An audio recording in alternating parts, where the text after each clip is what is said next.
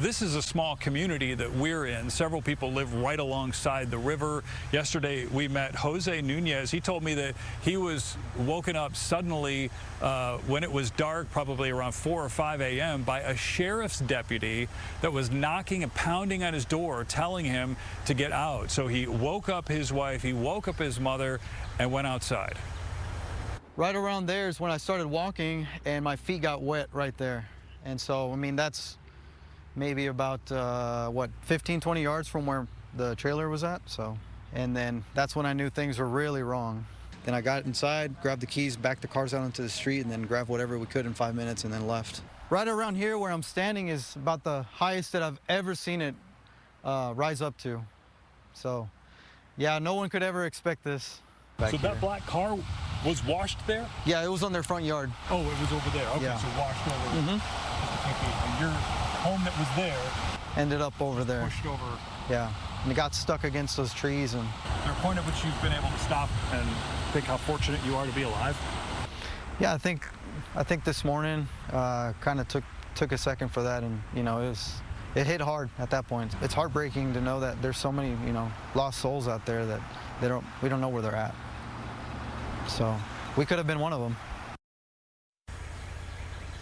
Yeah, Lauren and Shannon, he's not the only one that I talked to yesterday who said that. You know, you have a lot of people that live along here that experience some damage. His home, you saw, was completely pushed off its foundation, so he is going to have to somehow rebuild. He doesn't quite know how he's going to do that.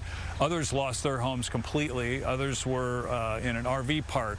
You know, there's so many stories, and a lot of these people here understand the devastation because there are a lot of people that have experienced loss, and a lot of people that are just clinging to hope that these missing people will be found alive. Lauren, Shannon. Yeah, Brandon, I just think about you've covered so many of these natural disasters, hurricanes and tornadoes and flooding, and I mean, never really this close to home though.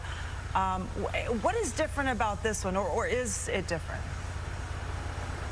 Well, a lot of the difference here, I suppose, is that a lot of these people, and I mentioned this earlier this morning, a lot of these people got warnings. They knew it was going to rain. They knew there was a flood warning, flood watches, all that sort of thing. But and it's hard to tell here with the the perspective of the camera, but way down there where there are some trees that are kind of laid over, that's about as high as this river has ever risen in the 20 years that Jose, the gentleman we talked to, has lived here. So when they were saying the river's going to rise, be careful, be cautious, he was thinking, okay, I know where the river usually comes up to. He just never, you can't conceive anything what actually happened here. None of them ever thought anything like this. The woman that lives just right here where we are, she came out to the street, which is just on the other side of my photographer, and the water was up to her knees. So even she was shocked. She'd never seen anything like that in all the years that she's lived here either. Hard to imagine. All right, Brandon Todd live for us this morning in Kerrville. We'll check back in just a bit with you again.